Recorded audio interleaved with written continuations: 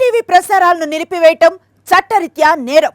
సాక్షి TV ప్రసారాల కోసం మీ స్థానిక cable ఆపరేటర్ను వెంటనే సంప్రదించండి.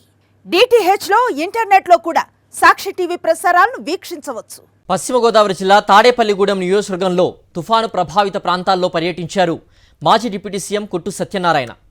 నందమూరు, మారంపల్లి, కృష్ణాయపాలెం గ్రామాల్లో నీట మునిగిన వరి పంట పొలాల్ని పరిశీలించారు. రైతులతో మాట్లాడి తుఫాన్తో నష్టపోయిన పంట వివరాలు అడిగి తెలుసుకున్నారు.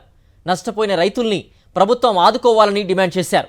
వైఎస్ఆర్సీపీ హయాంలో ఏ సీజన్లో రైతు నష్టపోతే అదే సీజన్లో వారికి నష్టపరిహారం అందజేశారని గుర్తు చేశారు కొట్టు సత్యనారాయణ.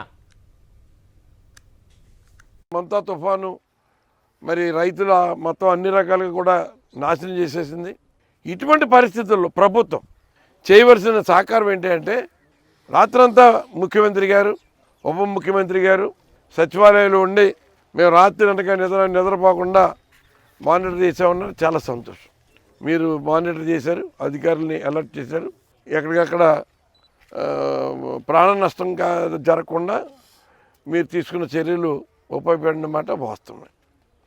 కానీ మీ పని అయిపోయింది, పబ్లిసిటీ బాగా వచ్చేసింది, ముఖ్యమంత్రి గారు ఉప ముఖ్యమంత్రి రాత్రంతా సచివాలయంలోనే పడుకున్నారు అని మొత్తం మన బాకా మీడియా శుభ్రంగా మంచి పబ్లిసిటీ ఇచ్చేసింది. అంటే దీంతో అయిపోలా. ఇవాళ రైతుని నిలబెట్టవలసిన బాధ్యత ఈ ప్రభుత్వం మీద ఉంది. సాక్షి టీవీ ప్రసారాలను నిలిపివేయడం చట్టరీత్యా నేరం. సాక్షి టీవీ ప్రసారాల కోసం మీ స్థానిక కేబుల్ ఆపరేటర్ని వెంటనే సంప్రదించండి.